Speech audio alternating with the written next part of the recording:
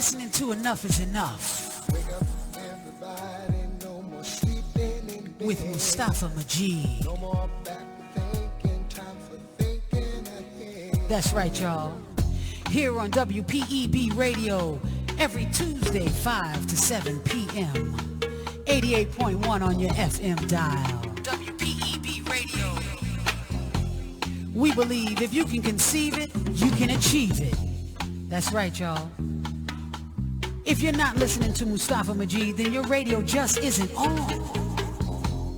Enough is enough. No more self-destruction, no more verbal or physical abuse to one another, to our men, women, and children. No more raping, no more abandonment. It's time to rebuild the family structure. Mustafa is here to stand tall for you and with you. Call us. Let us know your thoughts, your input. Check us out.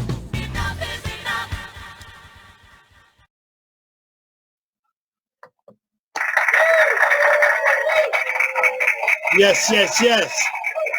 Enough is enough, huh? Come on now. And all right, that's what's up. That's the groundbreaker. Talking about brother Mustafa Majid. Enough is enough. This man that I have on this first guest, he's powerful. His story is powerful. It's fascinating, and it's incredible. And I have him here. And without further ado, you know, I usually come and do my little thing, this, that, and the third, but nah, not tonight. Nah, not at all. Okay, you feel me? Let's bring out the groundbreaker, Mustafa Majid. Huh? Assalamu alaikum, my brother. It's an honor and a pleasure, brother, being on your show. No doubt. It's an honor to have you, man, most definitely. And you know, Lamont Baker, but I got to tell you a story about Lamont. I don't know if you know, but Lamont, man, I think he was leading a double life, right? I thought his name was, Lamont, and everything. I went on Facebook after I moved out of Harlem, and I said, well, let me, I'm looking on Facebook, and I said, wait a second, this brother here looked like Lamont. But the name was Chucky Chuck. That's right. That's what they called him when he was younger. Call him Chuck. Oh, you knew about that? Yes, sir. Yeah, because he didn't know that you knew. Yeah. And then he invited me. He said, yo, man, he said, George, after we befriended, we talked a minute, the whole thing, got reacquainted. He said, yo, I want you to come to this thing, Springfield Day, right? And this is the picture I seen. I said, oh, shit, what, Mike, I thought he was, Lamar was always promoting and producing and all about that bag. About that. All right. He's, doing some charity shit in the park. He's trying to raise some money or whatever. I didn't know he was rapping. Right. I didn't know he rapped. Yeah, he got a lot of talent. Yeah, well, he got a lot of talents. When I went to Springfield, they kept saying, Chucky Chuck, Chucky this and that. And wait a minute, I thought I was bugging. I had taken acid back in the day. My past is messed up. I thought I was having flashbacks. Chucky Chuck rap. I didn't know what the hell was going on. So I said, yo, man. And I asked a brother on the street, I said, yo, where's Lamont Baker? They said, who? They didn't know Lamont Baker. Yeah, right. I said, oh, there he is. They said, that's Chucky. Yeah, I said, right. Chucky. Hold up. I saw his cousin. I said, yo, Lee, check this out. What's going on with Lamont? He said, what you mean, George? I said, is Lamont in any trouble? Is he in the witness protection program? I didn't know what was happening. Right. So you know Chucky. But yeah, so he turned me on. He was the one. I'm thankful and blessed, man, that, I remember this is you and him at the Phil Donahue show. That's right. Huh? That's right. Back in the day. Yeah, I said, oh, okay. And that thing, enough is enough, brother Mustafa. This is me at my radio studio. And I had all the major police people from the neighborhood who was complaining about they can't sleep at night because some of our young folks, didn't have too much respect for the neighborhood. So I told them to come to my studio and we'll be on the air. And I said, I will talk to them, and I will let them know that we're not going to tolerate this any longer. And, No doubt. The people loved it once it stopped. I know that's right. So check it. That's the real Bonnie Chambers. She's out of Chi-Town, Chicago. She has her own show as well, Brother Mustafa. The real Bonnie Chambers podcast, and she's doing some good things. Her daughter is 16 years old, and she's fighting. She's a champ. Oh, that's beautiful. Yeah. That's beautiful. Yeah. And she says, "Hey, Mustafa." Yeah. And then you got Poncho, the Puerto Rican. We call him the Puerto Rican bad boy. Okay. Poncho on the check-in. Lamont and I were at his house this past Sunday watching the game and eating some oxtails. Right. Okay. That's one of my favorites. All right. And he can throw down. He makes something called the Rasta pasta that's just amazing. Incredible. He can hurt. The Rasta. So he said, "What's up?" on the bad boy. That's my boy Poncho. And we got Karen. She's out of Wisconsin. She's a white sister. I call her that because she's invited to the barbecue. Okay. Let's give it up. Yeah, she's down. She's in the culture. Right. She's got several rap artists, and Karen is she's cool people. She's out of Wisconsin. We got Aaron Rodgers. You know what? You last time it was in Harlem. Yeah. He was uptown in Sugar Hill, all around. We was up. Remember, we were in Nefertiti that night.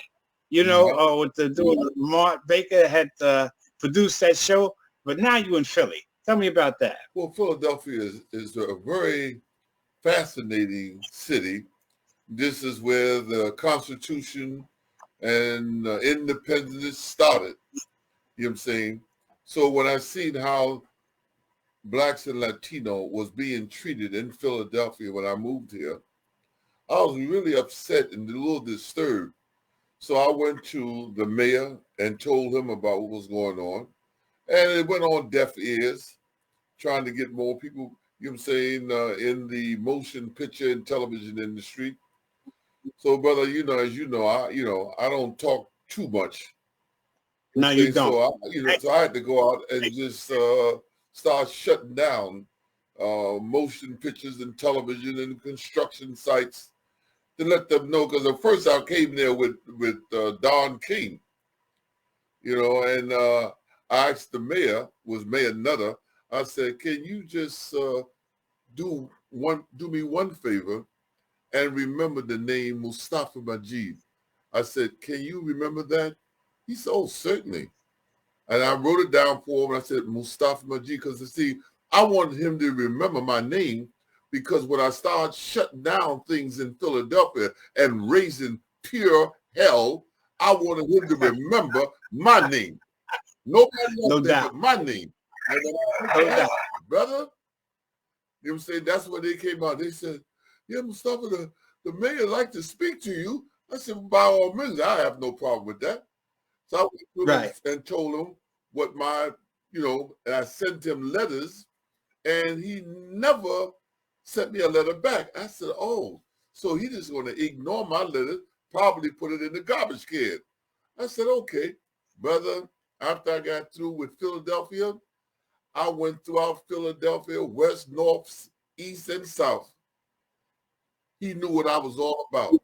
And he said, what can we do? I said, what I want you to do is to talk to the unions, and you let them know if they're looking to build anything, a doghouse in Philadelphia, they're not going to be able to do it, because I'm going to shut down everything that they go. I don't care what block, what area. And I said, now, Noah, you are not going to believe me, so I'm going to have to demonstrate for you. And, brother, I went out there demonstrating. I had buses and trucks, and I was out there on the street from sunup to sundown dealing with this. Now, I remember when you were in town. Didn't understand the plight that I was trying to get across, because, our people, we don't complain enough. We don't complain about things that's happening. You know what I'm saying? You almost have to burn our neighborhood down. That's when the people come out and they want to do something. I said, don't tell me you're a Christian or any religion. If you don't do nothing, then you don't believe in God. That means that you don't pray. So if you're a praying family, you'll come out and you'll do something about it. And with Dick Gregory and Paul Mooney, they came out to hear them. They came out to the shows because they loved the entertainment of Paul Mooney and Dick Gregory. And those two brothers, I love them even while they are dead and gone. They know I love them even when they was alive on this planet. You know, and Dave Chappelle, he's the same. Well, brother, it's time for us to really come out and do all that we can to help bring our people to the point that we have to take on what we have to take on. We can't leave it to people like Louis Farrakhan, who I love also, and all the other leaders that we have in our community. We got to be responsible for one another. And this is what it's about here.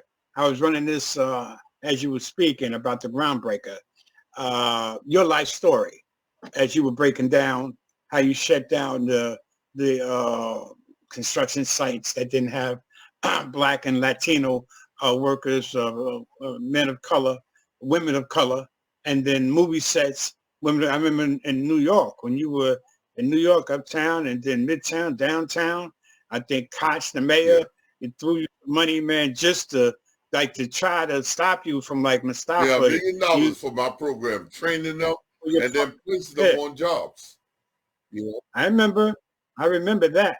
And because I want to play, your movie's so powerful. I saw it and I was blown away because I was like, wow. You know, I knew you were a heavy cat. I knew you were a powerful brother. I knew that, you know, because I remember the first time I was in a club uptown and Perks, and you stuck your head in. You had on a mink hat. Yes, it was just cold blood. I said, and the music stopped. It was like, who's that? Because I said, yo, I said, it wasn't just, so I was like, who the fuck is that? It was like, yo, B, say, yo, G, you don't want to mess with him, you know, because he don't play. You feel me?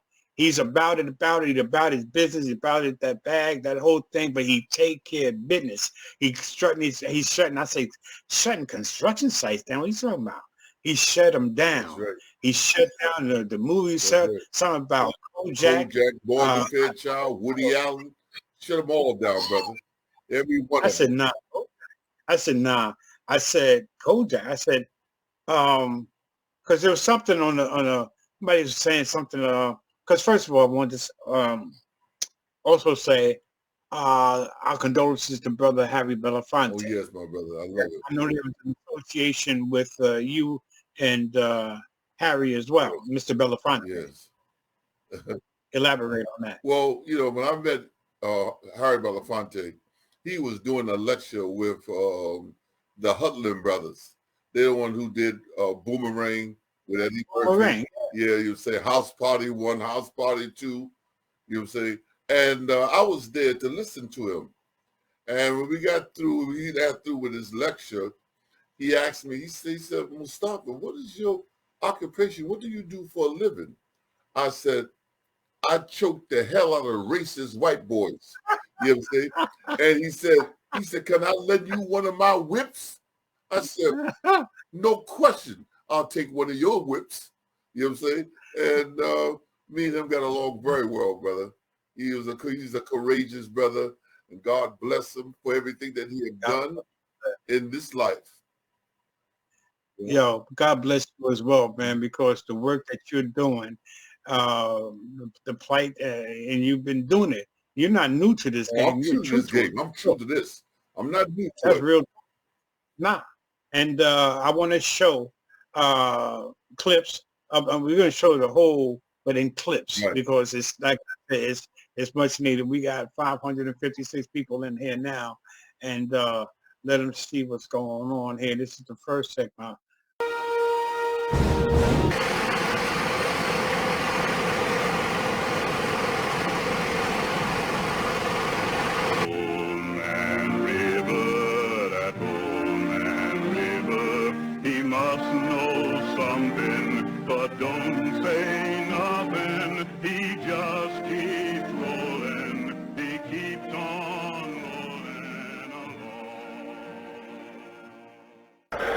The truth is only to come when the falsehood has failed.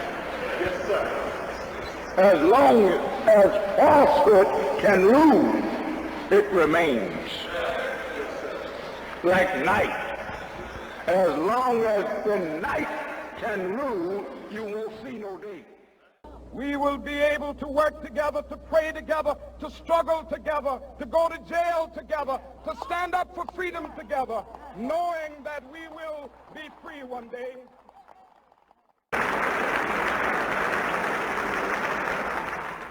It will forever remain an indelible blight on human history that the apartheid crime ever occurred.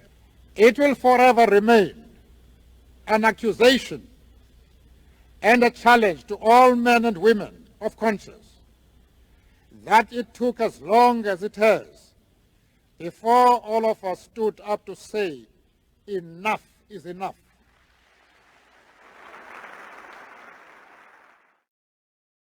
The gods was angry when Prometheus gave the gift of fire to the common man, Brother King spare like a jar. The powerful people in the New York City government was angry when out of nowhere came a black man who forced them to give good paying jobs to minorities in the construction and motion picture industry. Mustafa Majid, is this brother a civil rights activist, a gangster, criminal, or a saint to the unemployed and disenfranchised? He most definitely is a thorn in the side of the construction industry and the film and television filming in New York City and Philadelphia. He has no desire to be an actor, and he cannot be bought. Does that make him a boon to the forgotten non-union black technicians fighting to get into the film industry? You bet. Is he a changer, a groundbreaker, a maverick, a kamikaze, or an enforcer, or an intimidator? Could he be a modern day interpretation of Robin Hood? Maybe he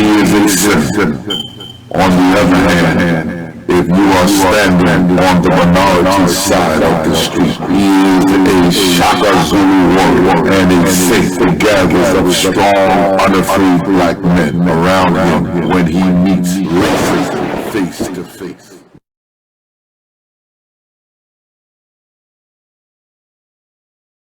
I am a freedom fighter. I don't look for changes, I make changes.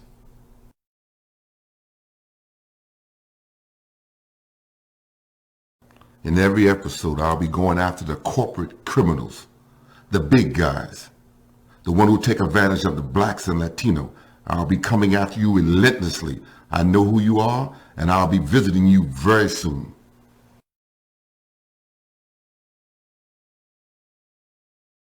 When blacks and Latino come to your corporation with their resumes in their hand, and you turn them down because of favoritism, racism, and nepotism, and they have to return home to their families to give them the bad news that they didn't get the job. When I come to you, I won't be coming asking for favors. I'll be coming to whip ass. The black man and black woman here in America, we lack one significant problem that brings about the domestic problems that we have, and that is the knowledge of self. Without knowing the knowledge of self, we cannot love one another. Wow. Powerful. Powerful. No doubt. And brother, you have to get this project green-lighted.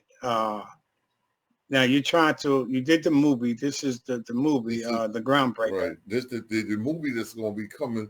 That's being actually really. It has been finished already. My producer in Hollywood, his name is Charles Small. So okay. So what we are trying to do, we are trying to get all of the top players in the motion picture and television industry to come up with at least, to do this particular TV series, it's going to be about $50 million, maybe more, right, maybe less. But that's what we're working on. And we the budget for them people, though. Huh? I said, that's a drop in the bucket for Oh, them. yeah, right. 50 million is, They play. that's right.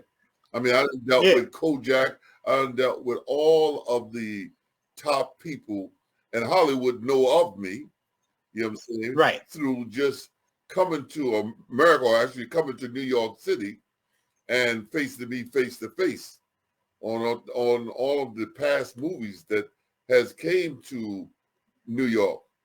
So I just hope that this would be something that Black folks need to see, and white folks, because this is a true story.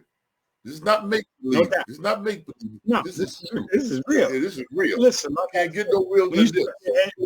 Nah, when you stuck your head in that club that night, you stuck your head in there, and that was enough to shake everybody up. Some people ran downstairs, and the bus was, them motherfuckers go, "Where they going?" They must have owed you money or something. But that's how much I love my people, brother. No doubt, no doubt.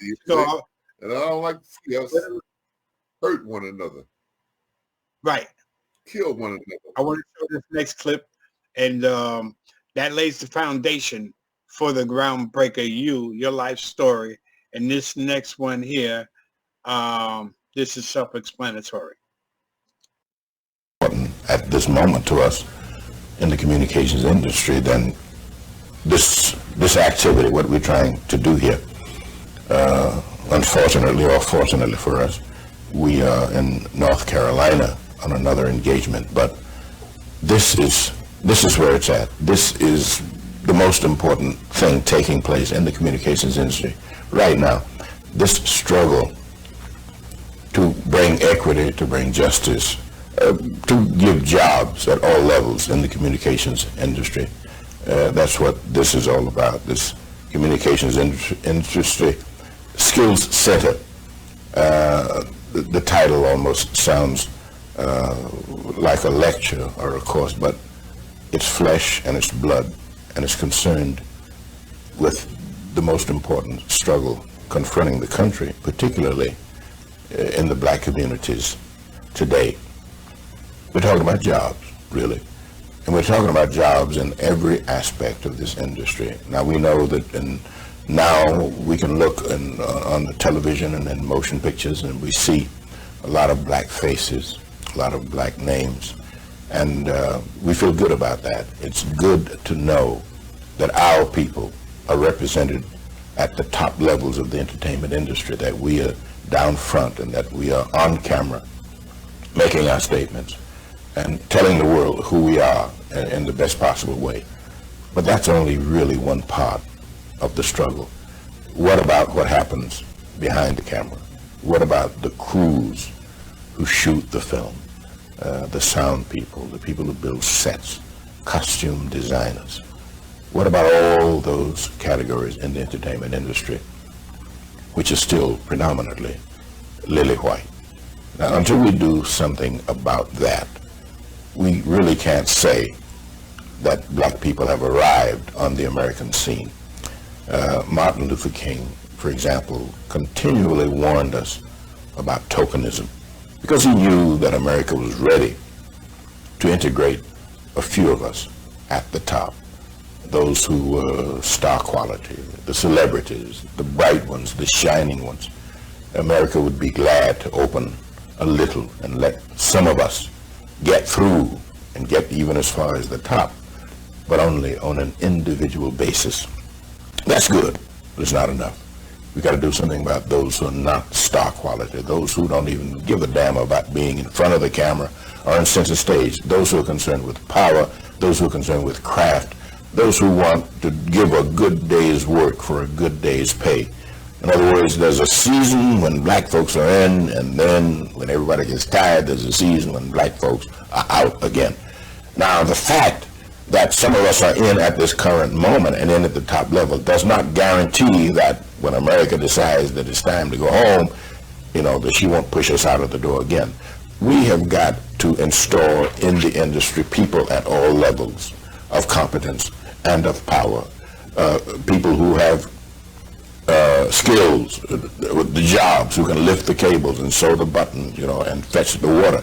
And also middle managerial people that are mid-level, people who can manage things, people who can organize things themselves. What we need is an industry-wide push. And for the industry-wide push, we need not only the support and help of individuals, but we need institutions. And institutions usually start with one man or one woman, 2 or 3 people who see the problem, who decide that they're going to devote their lives and their energy and their time to solving that problem. People like Emma Bowen, people like Cliff Frazier, people like Mustafa Majid. These are not all, but these 3 people I know personally as friends and as fellow strugglers. And I am heartened because I know that they are out there in the field. And when I look around me as I'm shooting and I look around me as I'm making films, and my heart breaks because nobody beside me is black in the set, and I say to myself, this is not the total picture, and this is not going to be this way always, because there are people, there are institutions who are steady on the case, who are putting pressure where pressure belongs. Now, these people may not always be the polite ones. They may not always be the diplomatic ones, because they're involved in a struggle. And they know that sometimes you got to struggle hard, and agitation requires that you may even have to do unpleasant things. But they do it because it's necessary to crack open the door in this industry. This industry, which makes a lot of money off of the patronage of the blacks and Hispanics and women and whatnot, and yet doesn't respect them enough to open up some of those job opportunities. It would be nice if this were the kind of world where everybody recognized what his duty was, and everybody was kind and open and general, and say everybody deserves, in a democracy, that we should be equal and there should be job opportunities all over the place. It would be wonderful if that were the case. It is not. This is a world where racism is still rampant. This is a world where women still are treated unequally. This is a world where there are many problems involving some groups who haven't got the same opportunities as others. And as long as that is the case, we're going to need individuals who dare to struggle, individuals who don't mind putting it on the line. Some of these people have put their lives on the line, and some have gone on to glory because their lives were taken. Martin Luther King is one example. Malcolm X is one example. Medgar Evers is one example. People who knew that it takes more than talk and mouth music to get change to come about. This is a fundraiser, and we need money. But more than that, we need awareness. We need that people understand what is happening here.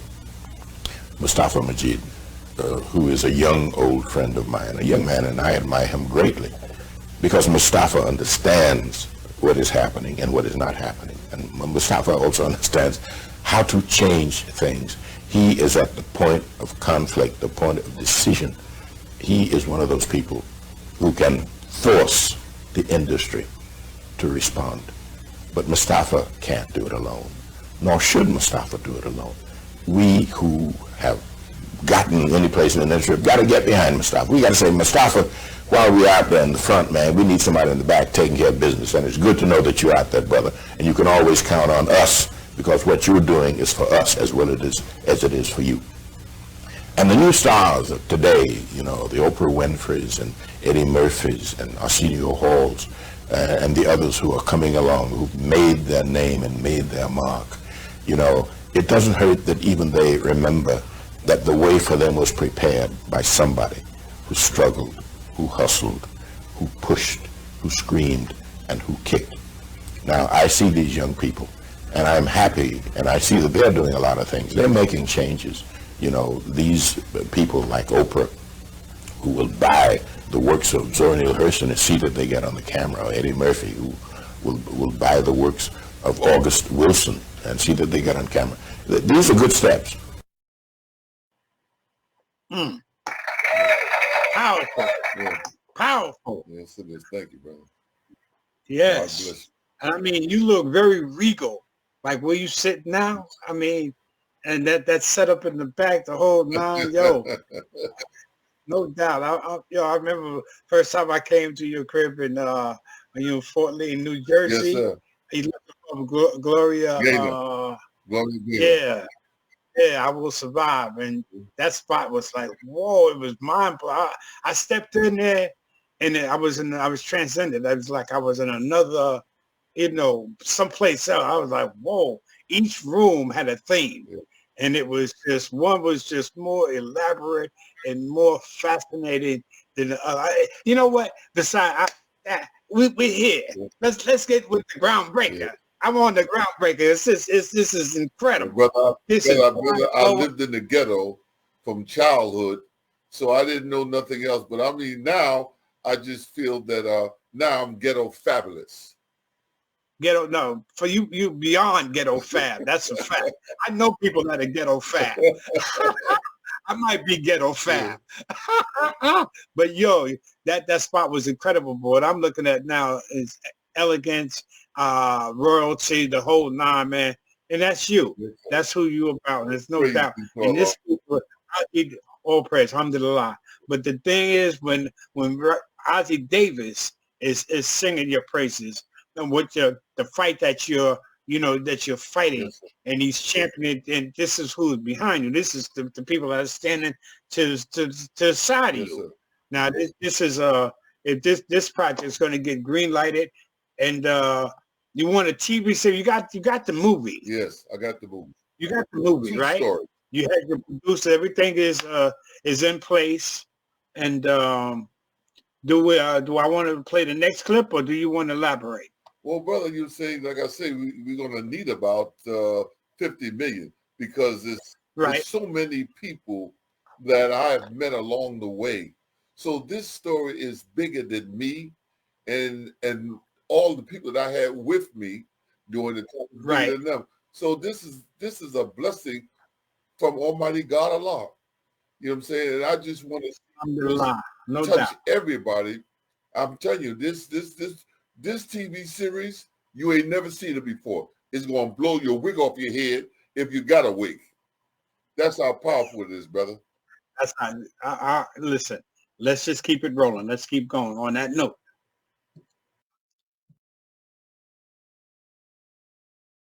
And we can't do it ourselves, but we can delegate authority. We can turn to Brother Mustafa Majid and say, hey, brother, here's a couple of bucks, and I'm behind you in this fight, and I want what you do to succeed. Now, a lot of people in our own community have never heard of Mustafa Majid. And to some degree, that is good. You know, you need somebody that is so quiet that he can get into the gate sometime before anybody knows that he's coming and can do his hell raising once he gets inside. But also, our people are people of struggle. Ever since we've got off the boat, we've been kicking and screaming and fighting to get what is our just desert. And we've got leaders and institutions and ways of doing these kinds of things. And out of this struggle have come great men who've made great names for themselves and made great contributions to the cause. And I dare say that there are young people now who are coming along who are going to make great contributions, who are going to do things worthy of a Paul Robeson and a W.B. Du Bois, you know, and a Frederick Douglass. We may not know their names, but they are out there, and they're struggling. So I keep my eye on the young folks as they come along, and I watch people. I watch Mustafa, and I know that Mustafa one day will be known far better than he is now as a true soldier in the battle. And I think that's a great credit. And for a young man or a young woman, you know, to dedicate their lives to making things happen. I mean, Mustafa, I'm sure, could go some other way. I mean, he's handsome, he's tall, he might even get a small part in the motion picture, you know, going up to be a second-class star, who knows? But Mustafa says, no, I put that off. I got this particular fight that I want to fight. This battle, for me, is important. And that kind of spirit, Malcolm's spirit, you know, Garvey's spirit, the spirit that speaks to self-sufficiency and independence and pride. That's the kind of spirit that we know. So, man, I'm so sorry that I can't be here because Mustafa is here and Cliff and all the others, Emma Bowen, things like that. And, you know, the people that we've got here, this name, Gordon Parks, Melvin Van Peebles, and Ossie Davis. Let me tell you a little bit how those three names tie up. There was a time, some time ago, when a cat came out of Europe named Melvin Van Peebles. I hadn't heard of him. A few people had, but he brought a picture with him that he had made. And man, everybody looked, and the black brother had directed a major film, and it was making money at the box office. So everybody said Melvin Van Peebles. And then Gordon Parks wrote a book, The Learning Tree, you know, and Gordon somehow managed to get the money to make that particular film. It began to create a kind of excitement, and people in Hollywood say, hey, man, maybe. So out of that excitement came an opportunity for Ossie Davis to make a film called Cotton Comes to Harlem. I only quote this because it shows how we piggyback one on the other. We ride to success on each other's shoulders. One of us will do this, and out of that comes somebody else's capacity to do that, and then we go from that to that to that to that. And that's how we have to do it, one by one. Each one comes and puts his brick on the wall, and ultimately the big wall is built, the big building, the big temple is erected, because each one took the time to take his stone and put it correctly in the pile. All of the people who build a building don't get credit all the time, but they really should. And Mustafa Majid is one of those people who deserves the credit. And I'm building Mustafa up, not because of Mustafa. I mean, as I was coming to this place, I gave him a couple of cucumbers and tomatoes that Reuben and I grew in the garden, and that'll keep him quiet for a while. But you see, it's the Communications Industry Skills Center. I want him to be happy. I want him to know that I care. I want the brother to be there when the phone call comes in and I say, Mustafa, man, things are bad. We ain't getting no jobs. For film companies coming into our community, won't even hire us for water boy. Mustafa, help, come. I want Mustafa to feel that we love him and that he'll get up out of that bed and go and take care of business while I continue to take my nap. You see, Mustafa will be out there, and I'll feel good about that. I hope that that this fundraiser not only raises funds, but raises consciousness, and that in addition to FUND, that we have fun too, because struggle is healthy, struggle is necessary, and the entertainment industry isn't all about entertainment. There are other things on our minds, and we need once in a while to get together and talk serious business, because there's no going back. It's too late for that, you know. We have arrived on the scene, and we intend for the world to know that we have arrived on the scene. And by we, I mean blacks and Hispanics and women and people who've been left out. The door is not going to be shut in our faces ever again. So go ahead, have a good time. I've talked far too long, but it's only because this is such an important occasion, and I regret so much that I wasn't here, but I'm going to ask Mustafa when I get back, first thing, what went on, and I want him to tell me how beautiful you were and how magnificent this occasion was, so that I will remember it for the rest of my life, even if I were here only in spirit. Thank you. Wow. Powerful. Bonnie was saying how powerful that was, and you know, that's it's breath. It's humbling as well. Yeah, you know, it really is. Yeah. You could tell that man is like he's like you know, connected to you. You know. Yeah, brother. We have the responsibility of doing all that we can do, and you know, when it comes to your turn to come to step to the you know, paddle, and you have to swing. You know what I'm saying? Some of us reject it. Some of us who are very good at doing things, they don't do it. They don't give their best. They think that they can hide and they can get away from the struggle that we're going through. But they're going to be faced with it, brother, sooner or later. But you're not going to be able to run. That's why I already have acquainted myself with the struggle, with pain, with hurt. And that's why I'm doing it up to the day. And I still haven't stopped, brother. I'm still doing it. I just ran for office here in Philadelphia for councilman, you know. So, I mean, brother, you know, hey, even if you lose, Well, yeah, You've been up in there doing it. You've been up in there. And that's what Bonnie is saying. She was saying Mustafa is the man of political voice. To me, he's the Black Panther in my time. Huh? Okay. And she's out of Chi-Town. And as I said, she's got her own, yeah. And so that, you know how it is in Chicago. Come on. Yeah, I mean, in the nation. That's where Farrakhan live at, brother. You know what I'm saying? Cold Chicago. Chi-Town. That's right. That's like how you dress. Your dress is ice water cold. Huh? That's a fact. I mean, you know, for years. I mean, the different, I don't think I ever saw you in the same, you know, attire twice. If I did, I didn't notice it because it was just so well coordinated. The hookup was just they say immaculate, impeccable. What all the analogies that I can use to describe how you put your clothes, your vines together. AJ Lester, I think you brought them out one year, right? Oh yeah. Well, you know, brother, I always thought of how we should dress wherever we're going. No doubt about that. You know.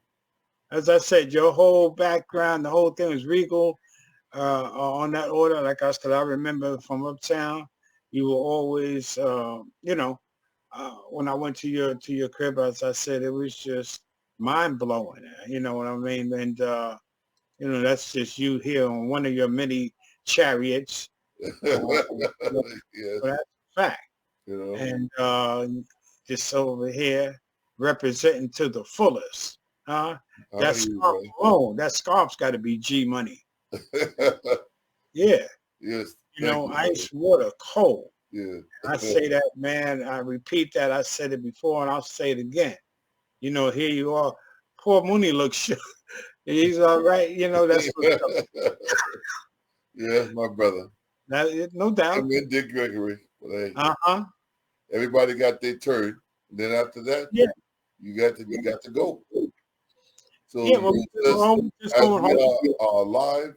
Use us and help us to obtain and to accomplish the things that will help all of us. It's no I, it's we. You know, it's no me. It's always we. No doubt. That's the only way we're gonna get over, brother. That's how we get over. You see what Lamont said, right? He Huh? said now you see what Lamont said. Now you have run for the board of dog catcher and let's drink champagne. Oh yes, definitely. Lamont is my brother. That's right. No doubt. But Chucky Chuck, that threw me. That really that twisted me up, man. I said Chucky Chuck rap. Yeah, he stayed on my case talking about you. He said no. He said I want him to interview you, Mustafa. He said he needs to interview you. I said okay. Man. When the time comes, hey, you know what I'm saying? I'll be happy to. No doubt. Because my sister there. I just got a shout out. Hi, baby. Hi, Delia. Lydia. Huh? Good to see you, baby girl. That's my girl. That's my baby girl. But yeah, man, this is a powerful, powerful piece. The groundbreaker. People don't forget it. Karen Bolden out of Wisconsin, she wanted to know when this was, when you were doing all this with Ozzie Davis and all this was in the 80s and 90s.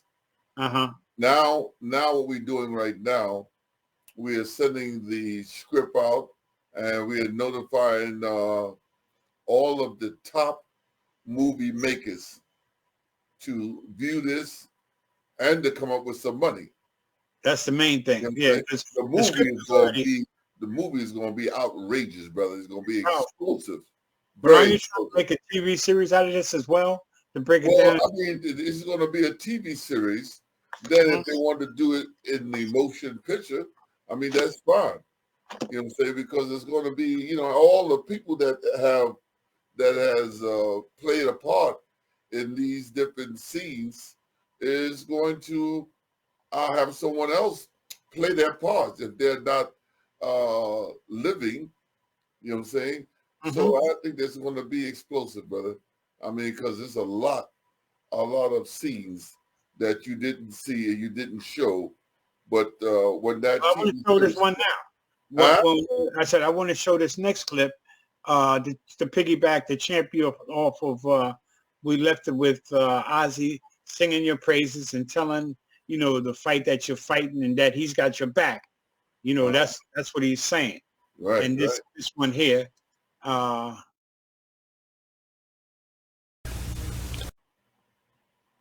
me see. And we can't do it ourselves, but we can delegate.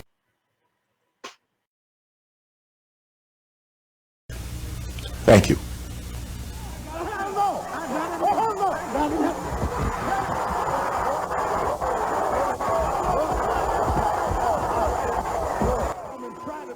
Would you give your name, please?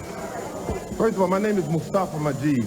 I'd like to say to the audience, to the friends, we'd like to welcome you to Harlem. You were saying show you a nice hospitality. Right. But sometimes you find in every race, you have a bad seed. You have bad seeds in the Japanese, Chinese, Italian, like Al Capone, bad seeds. And then in the black race, which is no different. Wait a second, wait a second. In the black race, there's no different. No bad seeds in the Irish. And the Irish. Okay? In our race, we have a bad seed. Our bad seed is Roy Ennis. Roy, let me finish.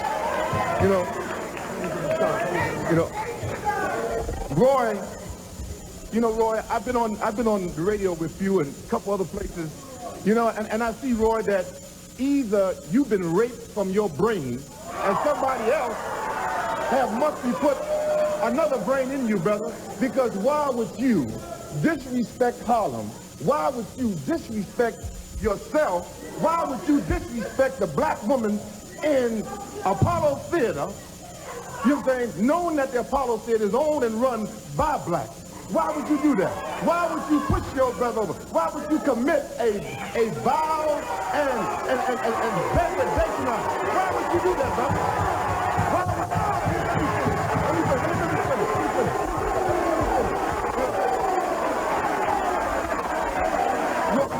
Do you want an answer?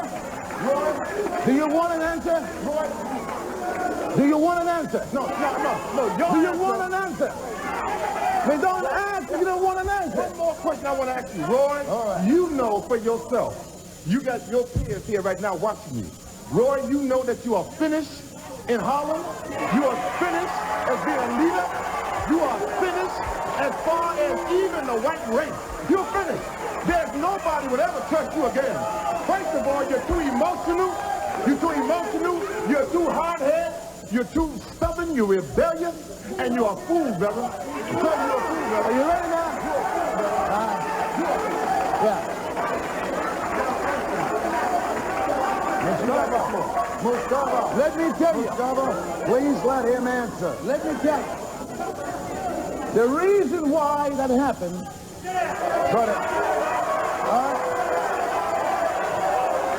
the reason why that happened, because unlike most of those panty-waist black leaders that chumps like you intimidate, this is one you can't intimidate.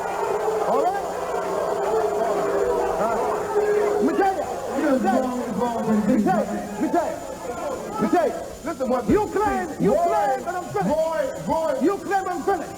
All right? I will be in Harlem tomorrow. All those who want to finish me, meet me here. Okay? Because man, you are. Stand by. We'll come the other way. But my question is that we have a training program right now in broadcast here at the Apollo Theater. Because we have a lot of blacks and Hispanic youth right here in the audience. A lot of them want to get into the industry. A lot of them want to make a whole lot of money and become successful and famous, like y'all are. My question is that I'm an activist in the motion picture and television and construction industry. What I do, I go around with maybe 200 or 300 blacks and Hispanics, and we shut down motion picture productions, television productions, because when you see Kojak and Morgan Fairchild and Woody Allen and Bonfire of the Vanities and Godfather 3, their productions are really white. There's no black, and when you see even some black movies whose staff is staffed with all white or majority is white. And you got white writers writing programs for us to show the world that we are what they want us to be. Lacking intelligence, no family ties, these things that have destroyed the black family because they show all over the world. What I'm saying, Jesse, is that I've reached out to you. Me and Bill Cosby been in the same studio for 3 years. Right. I've reached out to him for help, to help us to deal with these problems right here.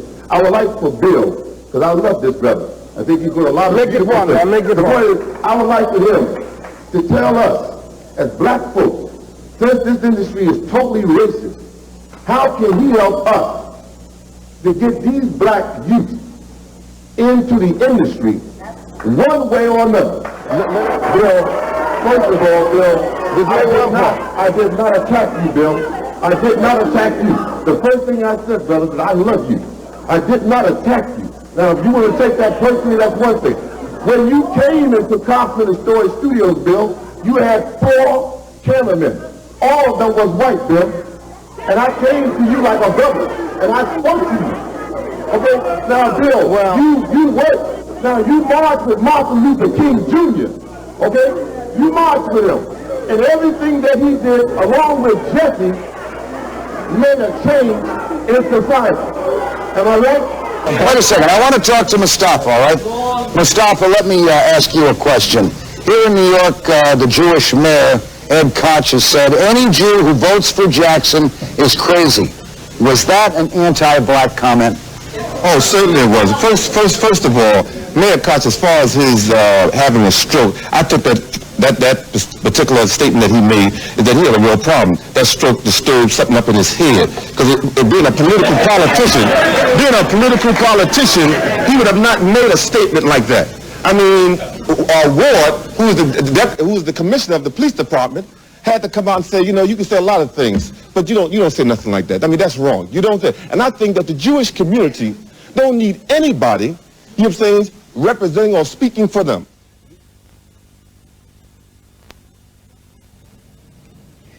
Mustafa Majid can strike fear into the hearts of America's toughest businessmen. He's a notorious civil rights activist who regularly raids offices and film sets anywhere he believes minorities are being discriminated against. Supporters praise him as a fearless campaigner for those who can't stand up for themselves. But critics say he's simply a street thug willing to use violence to get his way. Now, as Peter Wilkinson reports, Majid plans to bring his message to Australia. Wow. Oh, that's beautiful. That's beautiful. We saw a big Al Sharpton there. He was big. Roy Ennis, Jesse, Bill, Will Smith. Powerful, man. Yeah, powerful, brother. Yeah. And you know what? Let's keep it going. You want to elaborate, or you want to see the next clip? Well, yes, I would say that, brother, with all of them felt, even Bill Cosby and Jesse Jackson, they felt that they can get away with telling black folks, Hispanic folks in the world, you know what I'm saying, what they was doing. But they didn't want to tell them what they wasn't doing. Okay. You know what I'm saying? They wasn't doing a damn thing. All right. You know I pulled the covers off of them. Right. And showed their nakedness. Okay. Showed just how they was. And they didn't like that because I was inside the industry and I was fighting the white boys. But at the same time, you had the Bill Cosby and the Jesse Jacksons and all the rest of them doing the same thing. You know what I'm saying? Will Smith, all doing the same thing. Now look at their life now. Everything is exploding. Yeah. Will Smith, Jesse Jackson, all of them. Look at the hell that they catching now. Yeah, no doubt. Yeah, and as I said, powerful. Everybody else's look, they can't. It's mind blowing. Oh yeah. And you were in their field. You were in their face, in their grill. That's right. That's right. Like I said, when you stuck your head in Perks and the music stopped. You think I'm bullshit? That was real. That's all God's work. That's not my work, brother. That's all God's work. You know what I'm saying? But it's all But I'm yes, not going to lie on none of them. I've showed you right there. This is a true story. This ain't been polished or changed. This is what happened. I didn't know you renovated Lamont's office uptown. Well, yeah, but I just put some nice things up there that he liked and I liked it. But he said, he said Mustafa. He said Mustafa. He said you a good designer. You know how to fix up things and make it look elegant. You know what I'm saying? So I just did what I could. He said, Mustafa renovated my real estate office in Harlem, made my office like a kingdom for kings and queens to come. No doubt. Lamont. Oh, God. Yeah, I love Lamont. I love the brother, Let me show this next clip. Let's keep it going, cause this is where it gets into the media. I love this, man. Okay. All right.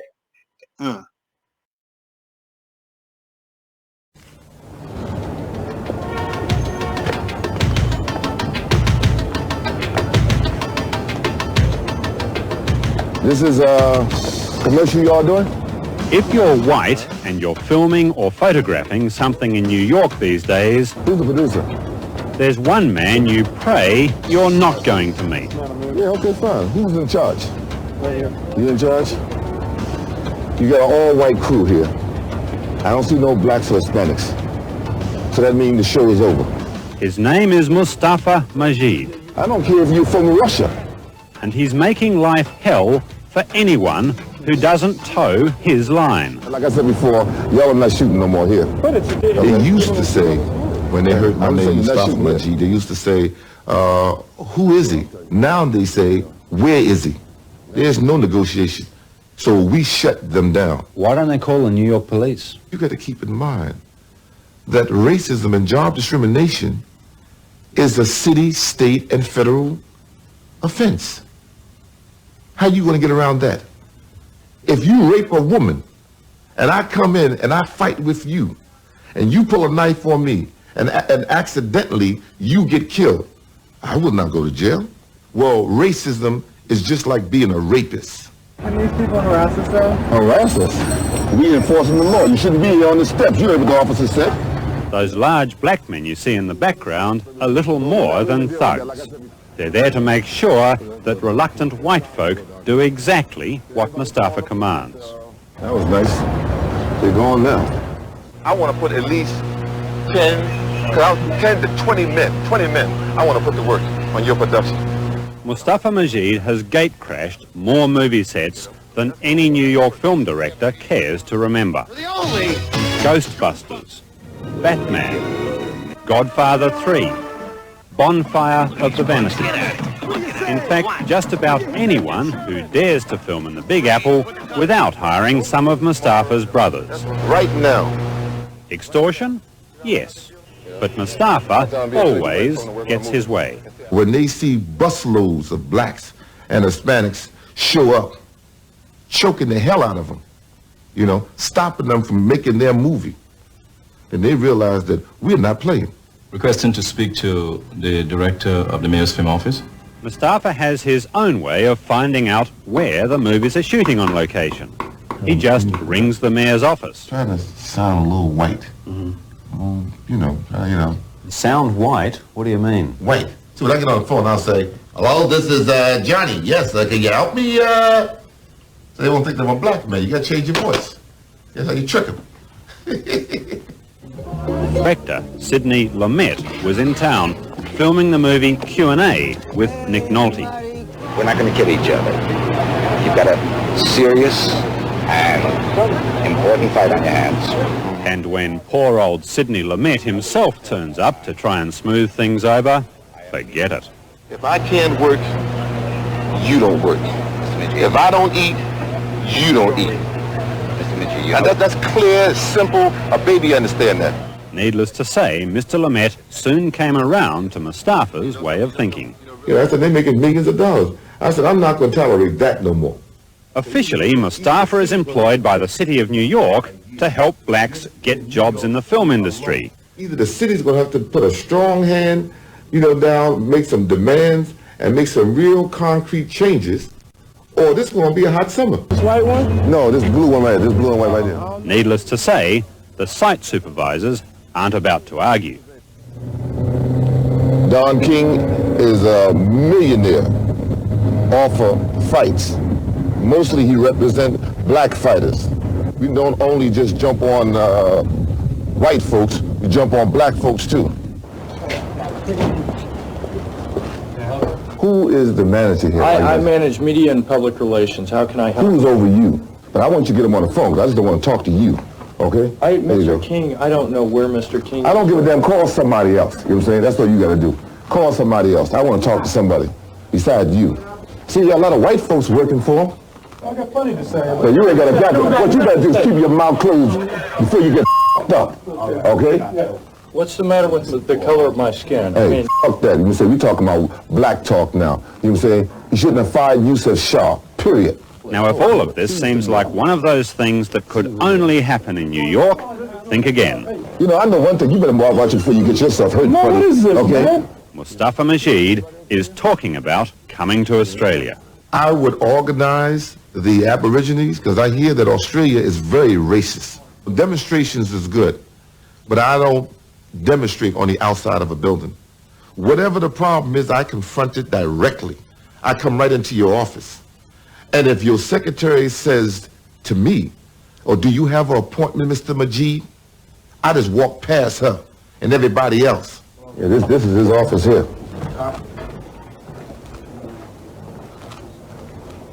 Yeah, this is his office here. There's no doubt Mustafa's bully boy methods have created a lot of short-term jobs for blacks. But you get the feeling the real winner from all of this is Mustafa Majid. But here you are, here what, your suit is a cashmere? No, but this is a nice suit. It's a very nice suit. Yes. Tie, shirt, waistcoat, gold chains, beautiful office. I'm immaculately dressed. You've sold out. You're going to describe my appearance as selling out? You dress well. The people of your station, the president, he dressed well. You're not telling me you relate to the unemployed blacks and Hispanics outside. You relate more to the people in this office, in this building. No. I relate to the poorest of the poor. And the example that I showed them is the example you see right here. You let Don King know that we won't have some hell from us. He won't be in this building. You let him know we'll be back. Wow. Wow. Yo. Yeah, and that last clip was lead into brother Dick Gregory. And it's this brother here. I want to say, hey, what's up, Ricky? I got Ricky Jason is on board. And Ricky, it just so how timing, he said timing is everything, right? And God's right. Well, Ricky's a protege of Dick Gregory. Yeah. You and him might need to get together. Because Ricky's he's out of Beaumont, Texas. That's brother Ricky here. That's Ricky and Beaumont. And I'd love to meet you. Tell her, brother, I'd love to meet him. He is with his mentor. Here he is with Martin Luther III. Yes. And Ricky made a powerful documentary as well, Brother Mustafa. Yes, sir. It's called, you remember in 1997 when they dragged that black man in Jasper, Texas, behind a pickup van, and they decapitated him, and he I remember that, brother. Life and tragic death of James Byrd Jr. Him and Dick Gregory got together on that. You feel me? So I'll give you all his information. I'll give him if that's okay. Yes, give him my information. I'll do that, no doubt. Thank you. But yeah, I just wanted to, and he came on at that point when Dick Gregory came on. So it's timing is everything, as you know. It's beautiful. It is beautiful. But the winning documentary, he just had me, he just wrote that to point that out to you. And Lamont keeps saying this. He want me to show that. Mustafa's favorite word is filthy McNasty. Yeah. I hear you, Lamont. Filthy McNasty. Hashtag. All right. Yeah. So you want to elaborate on that? Well, brother, you know what I'm saying? Any brothers that's connected to Dick Gregory and Paul Mooney, and you know what I'm saying, who can help in helping to produce this TV series, yes, give them my number. And all right, call definitely me. will. Yeah, I'll give him yours, and we'll exchange. Yeah. He said he needs you to come to Houston, Texas, and get Quanell X and Houston activist Quanell X. He'll tell you about it. But I don't want to get too far off track with the groundbreaker. But yeah, I'll hook you up with Ricky, no doubt. He's a powerful brother, and he sounds like Smokey Robinson. He sings too. Oh, you really? Okay. What? Okay. And I was blown away. But yeah, so as Black people, we got so many talents. And I said, Lamar, Chuck Rabbit, overflowing overflowing. Okay, and yeah. So you want to elaborate on that before I go to the next clip? Well, brother, I think that all of us, why we should be so much into the motion picture and television, because we are the ones who have all of the talent. I mean, just overflowing with talent. You know what I'm saying?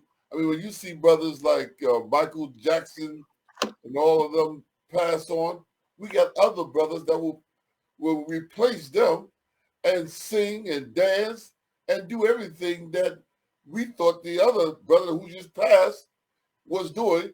But here we got one right here that's doing it even better. Even better, yeah. Even better. About it, yeah. That's fascinating, but that's real. That's real too. But I'm fascinated. He's just, just step to these people, these cats, man. He's a powerful man. He's a Hollywood player. Sidney Lumet and Kojak and Telly Savalas, Woody Allen. I know you had your run-ins with that cat, shutting his joint down. That's right. And then Don King. Like you said, we don't just jump on white folk. We jump on black folk too. That's right. If they're not, if they're not right, we gotta make them right. We gotta make them right, huh? That's right. And you didn't have no qualms about getting in somebody's grill to let them know, like, yo, check this out. You don't have no blacks and no Puerto Rican, no Latinos on your people of color. You shut down. What did you tell Sidney Lumet? Huh? I don't eat. You don't eat. If I can't pay my bills, you won't be able to pay your bills. And he said, he tried to placate you and said, well, Mustafa, you're right, and such and such and so on. But hey, yeah, whatever. Whatever. We gotta hold them. We gotta hold them to what you say. What is right, brother? Yeah, no doubt. The police department is mixed with every nationality, so we should see on every level of motion picture, television, construction, everything should be Black and Latino. That's right. It's not. You're not trying to cast nobody out. No doubt. Like Ozzie Davis said, it's not going to be that way forever. No, we're going to make a change. But he definitely was championing your cause, no question about it. He had your back 100%, man. He's there. And all these other brothers, Bill and all these cats, man, I want you to tell a story about how you helped in getting Bill out of the joint. Not now. Let me run this clip, this one here, to elaborate on where you were with Dick Gregory, was, giving you your props as well. Right. And I want to run that, and then you come back and then talk about how you help Bill Cosby, get out of jail. Right. Is that okay with you? Yeah, that's okay with me, brother. No doubt.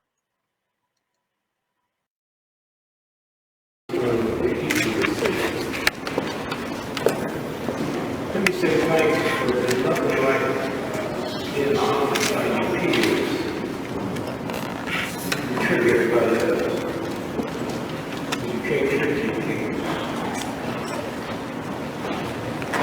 I'm loving the fact that he put this together. Amen. And so again, I just say thank you to my brother Paul Mooney. Just all of them. You don't know what it looks like. I go all over the world. 90% of my office is white folks. Right. You don't know what it's like to see your face. To see you. Thank you. So thank you, my brother. So Mustafa is in there, huh? He wants to be. He probably will be next year. During the Mayor Streets administration, there was a lot of institutions that my organization had to demonstrate against and shut down because of the rampant racism and the exclusion of blacks and Latino and people of color.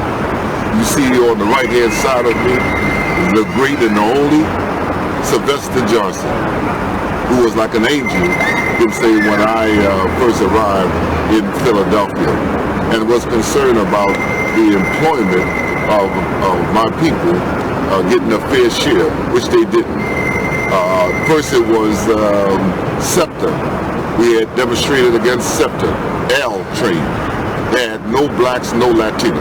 Then it came, the next was the Constitutional Center.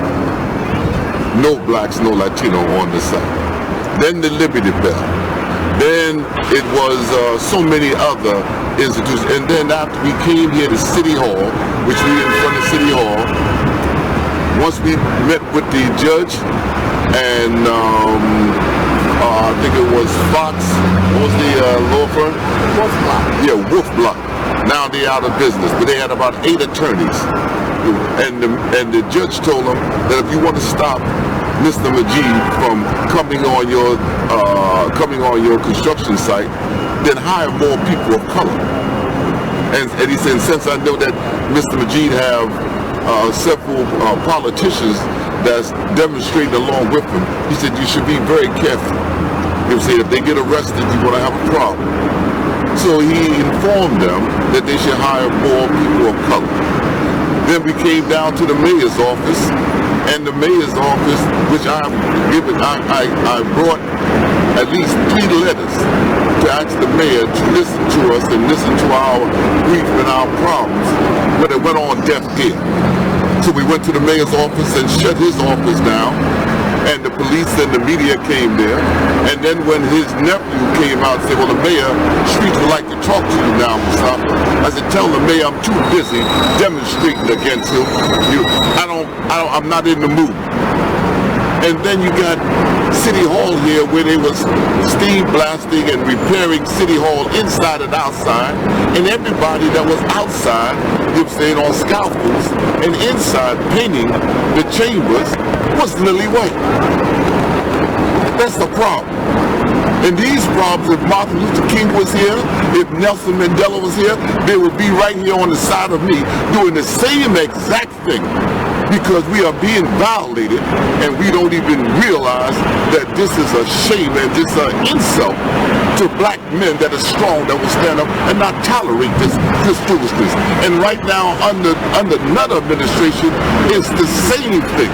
Go around Philadelphia, you will find that on all of these construction sites is lily white. And the only thing that when you see us on there, we are security and nothing else. And as far as black and Latino men being contractors, they're not getting the contracts. So we're not even getting 10%, but the government sends millions of dollars for these construction sites. We are not being bailed out at all. And then by us not standing up as black men, this is the result. Total racism. We are like excluded from the workforce of construction, motion picture, and television here in this city that we call brotherly love and sisterly affection. That's what we are faced with. And like Martin Luther King say, how long? How long are we going to keep doing this? We can't blame nobody but ourselves. So I hope that you think about this. Let's do something about it, because enough is enough. Thank you. Excuse me, what is your name? What do you do? My name is Mustafa Majid. Okay. I'm an activist. I'm an activist too. Oh, well, that's fine. But you see all these job sites. If you don't get your people and bring them out here and deal with that. You have an organization? Yes, CISC. Give them the information. Yeah, thank you very much. It's my brother here, brother. Take a good one on this right here. They don't come no better than this, brother. They don't come no better than this and no greater than this. Okay? That's good. Would you like to say anything?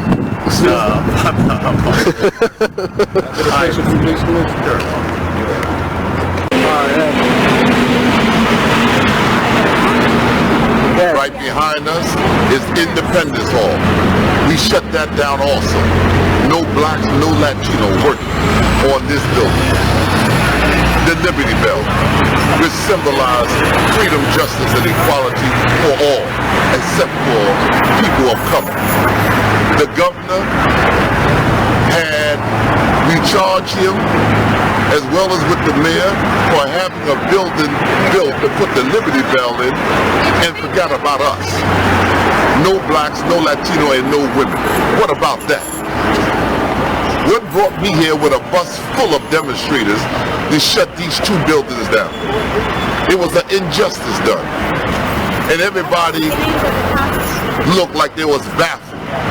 Like, well, I didn't have nothing to do with this. I didn't have nothing. The mayor, the governor, all of them. But yet, the building that was being built, these two buildings that you see here, was full, lily white, with workers, electricians, carpenters, bricklayers, stone setters. Need I go on? That's why I brought a bus here and shut them down. Nobody got arrested. And all of the police from the city, state, and federal government was here. Asking, well, what can we do now? They should have done that before I got here. We all want to work at independence. Independence. Everybody want to be independent. When you're independent, that means you got a job. You can take care of yourself. You ain't got to worry about welfare or begging somebody for money. If we work, we should be able to work all the time in a city that we help build. And when we don't do it, it's not only the city, state, and federal government is to blame, but we are blamed. We should blame ourselves for letting this type of destruction and this type of unbridled justice, happen in our city. It's just to blame as they are. Anything that's built in Philadelphia, black folks should be involved with. That's what we should be doing. We got all the black politicians from the city, state, and federal government. So how can something like this happen? Why? Because somebody turned their head. Was it a mistake? No, it wasn't a mistake. It was intentional. And now you got everybody from around the world is coming here to visit these two centers, coming to see the Liberty Bell, which stands for freedom, justice, and equality, independence of America. Think about that. Thank you. Wow. Incredible. Before I move any further, tell everybody who that lady on the right of you in the piece was, who that queen was. Can you repeat that? I was saying, tell everybody who that lady, that's your queen. Inez Reyes.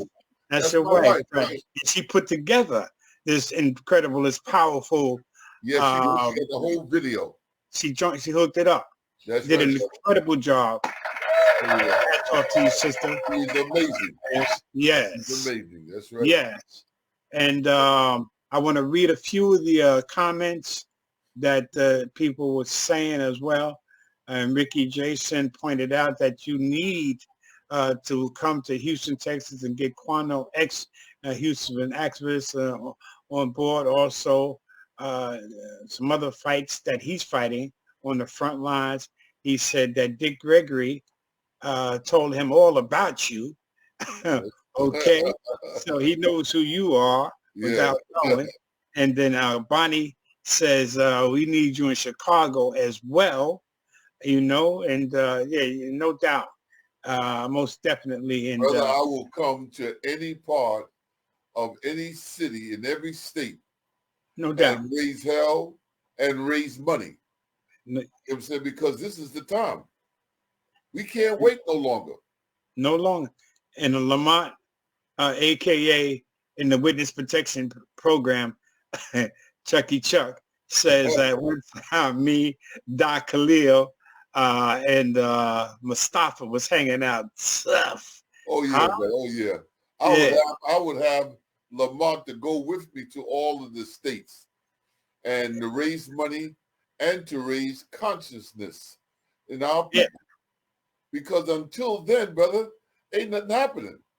I mean, come on, brother. I mean, if I have brothers from our brother Louis Farrakhan call me and say, Mustafa, show us how to shut down major avenues in all states. There's a technique that you do with this. You know what I'm saying? And I have that technique and I have the knowledge on how to do this. So you got mad connections. Oh, yeah. You are hooked up. You are connected and plugged in 100. 100%. No question about it. Ozzie Davis, huh? What Ozzie's saying? Dick Gregory, huh? Oh, yeah. Come on. Ozzie was saying, listen, if I need help, if there's some, something going on where there's injustice in the industry, who does he say he calls? He called me, brother. Mustafa Majid. Yeah, that's right. Enough is enough, as you said, as that sister said at the beginning. I love that. Huh? She lays it out. She said, if Mustafa is not on your radio is not on. Huh? Okay? That's right. Alhamdulillah. And Ricky Jason points out powerful. He says he loves it. And Karen says, talking about you could pay her bills. Only kidding. Yeah. Got to have a little bit of levity in there somewhere, right? Hey, brother, let's do it. Let's go. I always say, don't talk about it. Let's be about it. And Ricky says he misses his teacher and friend, Dick Gregory. And I know he does. And that clip there, we want to show the last clip in that series to capsize this powerful documentary, incredible. And again, like I say, that's leather? Yes, brother. That's polo leather. That's polo leather. Yo, man. I ain't got to say how much it costs. That's polo leather. Oh, baby. That looks like just butter. That just looks and so... that brother right there, he's one of the captains of the Nation of Islam in New York. He's in Mosque 7? He's in 7? Mosque 7. He's the captain of Mosque 7. I'm going to show real quick with some of your... that's my Arabian horses, brother. Damn, she's beautiful. That's a filly? That's in Philadelphia. No, I mean the mare. She's beautiful. Oh yeah, that's Arabian. That's Arabian. Beautiful horse there. That's right, brother. Let me show you with. Came from Arabia. I like this here. You got that's the line. That's right. So you see how calm he is. You know what I'm saying? Yeah. You can't be able to stop it. Don't stop. Just keep doing it. Yeah. And then and that was in California. Oh, this is Cali? Yeah, Cali. Yeah. Oh, it's not on your spread now? No. They won't allow tigers and lions in any public places. No. Because they see children and they think that's they're supposed to attack them and eat them. So no. You can't have that in no city. This is a different one, right? Yeah, how many? It's a different one. I had 6 of these Arabian horses. That's a different one. Yeah. Beautiful. I called him Sultan. That's what his name was, Sultan. And I want to show this last clip in that order there, and then let you elaborate. Yes.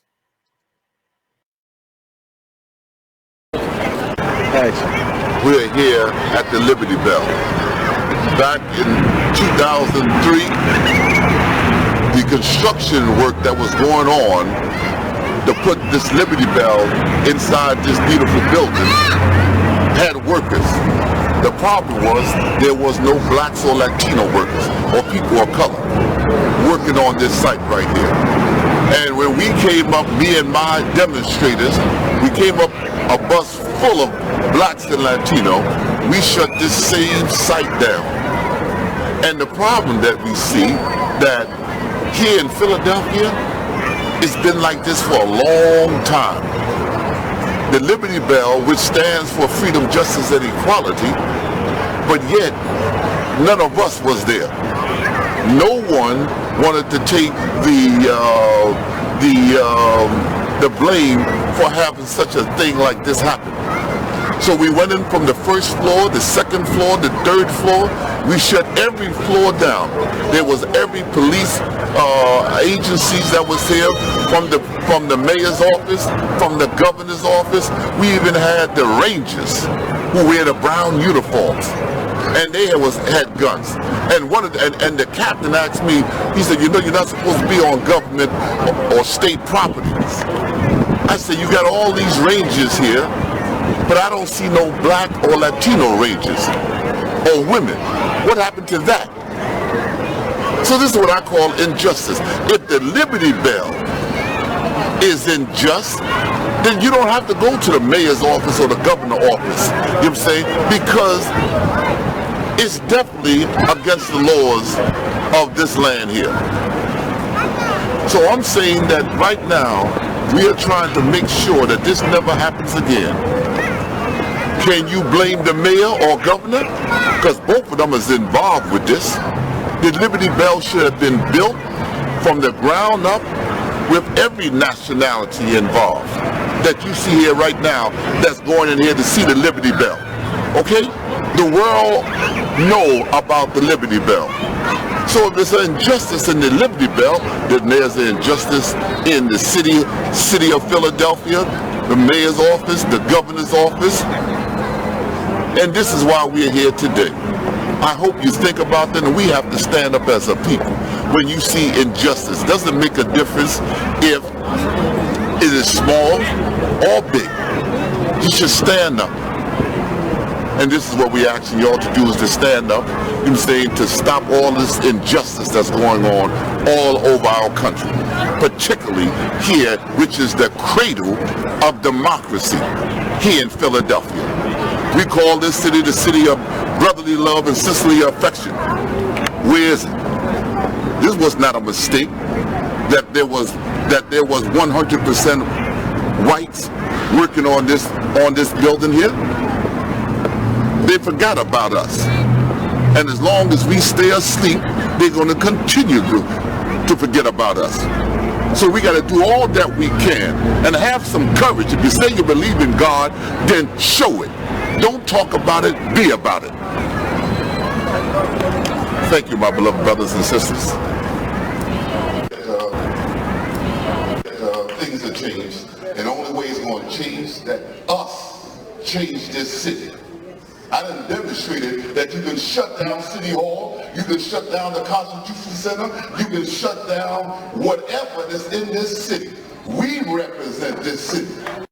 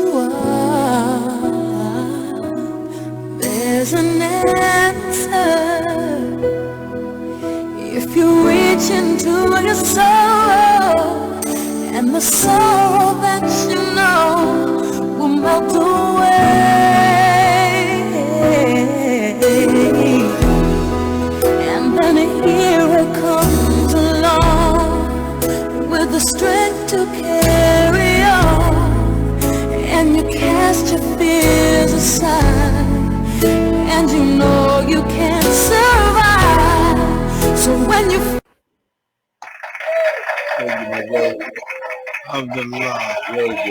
Yeah. Incredible. Yeah. Can I say? Man says, amazing brother, very powerful, which it is. And that was just an incredible piece. Hats off to your queen, Inez Reyes, for doing an unbelievable, incredible job on that. And I wanted to read something that Lamont Chucky. Every time I see Chucky Chuck, I just the name, you know. I know it's Lamont, but you know what I'm saying? He's talking, yeah, Chucky Chuck. He got me with that. He said, "You got to know Mustafa's in the real lion's cage, like a black Tarzan." He said, "No weapon, just his bare hands." You know how the Bobby talking. That's right. Yes. Yeah, you see that line on the driver's commercials? He was playing with his live line. Man, my brother was very courageous, no doubt. And he talks about how he hangs out. I just showed that where I was seeing the one where he says how he hung with back in the day. He said, so shutting down movies was easy. I hung out with some crazy black men in my lifetime, Dr. Khalid Mohammed and Majid and his queen Majida Majid, a bad Latina. Huh? Right. Am I pronouncing that right? Yeah, you got it right. Okay. That was beautiful, brother. Most definitely. But I thank you for bringing me on your show. I enjoyed myself. And anytime you need me to come back on when the movie come out, which that should be shortly. I mean, we still got some things that we still got to raise more money. You know what I'm saying? To put this on, you know, on as far as on TV, on it all, which is going to be more, extent, more stronger, more brilliant. You know what I'm saying? And it's going to be a beautiful, beautiful TV series. No doubt. God bless you, my brother. I appreciate you, and I want to thank you. Alhamdulillah, and many blessings to you throughout. You and your queen. Oh, yes, most definitely. I appreciate you 100%. That was just such exposed, and enlightened the audience, my audience, to just incredible. Because people did like Ozzie Davis was saying in the beginning. They say it's a good thing. They say it's almost like he didn't say blessing in disguise. He paraphrased it, but saying that people don't know your name. Right. He said that's a good thing because then you can get inside. I don't know about now. Now they know my name. They know my face. They used to say, "Who is he?" He said, "Now where is he?" Yeah, right. This brother here. Read a couple more that I'm listening to. Often afraid, don't talk about it, be about it. Endeavors. No doubt. Great show, man. Great interview, and I want you to enjoy the rest of it. Philly's kicking ass, man. They beat Boston in the champions in basketball. Lamont says, "Bring you to Springfield Day." That's what they're gonna be talking about. Well, you know who Chucky Chuck is now, right? Oh yeah, I do that. I knew that years ago. You knew that years ago, yeah. Because he told me when he came back uptown that nobody knew. He said nobody knew that he rapped or anything like that. That they didn't really know Chucky. Because I was like, yo, man, because I was a little bent. I was like, damn, Chuck. And I'm asking people, where's Lamont Baker? Yeah, Chucky. Where's Lamont Baker? They said, who? I said, oh, there he is. And so you talking about Chuck? I'm like, who, Chuck? He said, Chucky Chuck? I'm like, nah, man. I thought I was in a bad episode of The Twilight Zone. I hear you. But yeah, man, it was most definitely a pleasure. It's good seeing you again after all this time and stuff. Yes, my brother. So Springfield, we talk about all that. And I'm going to give you Brother Jason's contact number. Anything you want the audience. We got 655 people up in this piece now, and they hung out. We had 5 and some change, and some more people showed up, and you represent the fullest. You know, you in your king's chair in your palace. Yes, sir. Anything you want anybody else to know? I just want everybody to know to whatever they're having in their city or their state, if it's large enough and enough people are coming out, please invite me. You know what I'm saying? Please invite me, because I want to get to be. Well, you got Chi-Town, you got Barty Franklin. I'll give your information as well, if that's okay. Yes, she has that's okay. He's out of Chi-Town, and she'll bring you to Chicago. Yes, and, okay. Champion your cause. And Ricky, again, with Beaumont, Texas, and he's fighting for there's several fights. We want justice for brother, a Muslim, Momir Abdul Jamal. You heard of him. Been a long time he's been, brother, in jail. Yeah. So he's fighting for him. Yes. And there's a Christopher Shaw and out of Beaumont, Texas. And he's fighting for that brother who's paralyzed by the cops, racist police in Beaumont while he was handcuffed in custody already, mind you. Brother. They don't have a problem with that. They can have chains around his ankles, and their store abuse him. And they slammed him on concrete, and this is on video. And they're trying to get the videotape because all this was on body cam. Right. And he slammed him, and now the brother's paralyzed. Yeah, you know. So Ricky's, he's fighting a hard and uphill fight, but it's a fight, where justice will prevail, because when God is on your side and Allah is on your side, who can be against you, brother? Who can be against you? Can be formed against you. That's right. And that's right. God bless you, brother. I'm gonna let you go. God bless you, because you're sitting here. Everybody else, 37 minutes to this program. God bless you too. I appreciate you. And let us move on. Enjoy the rest of the night. Yes, sir. Thank you, my brother. Mustafa. Peace, love, and blessings. Peace, love, and blessings. Yes, no doubt. Mustafa Majid, y'all. That was powerful. That was incredible. Brother Mustafa, I want to thank, at least, as I said, this show is produced by Chuck and Chuck. And I want to thank Chuck for bringing Mustafa back into my life again, and champion his cause. And it's a beautiful thing, man. And Sister Inez Reyes for doing an incredible job with that piece that she put together for her king. And the way he just deals with things, man, it's just it's amazing. But it's all good, and I want to thank you all for hanging out with us. And as always, stay up, stay positive. You can't be in the wrong if you're doing the right thing. And persistence always overcomes resistance. So always keep God first and foremost, the Most High Jehovah God, the God of Abraham, Isaac, and Jacob. Peace. And thank you.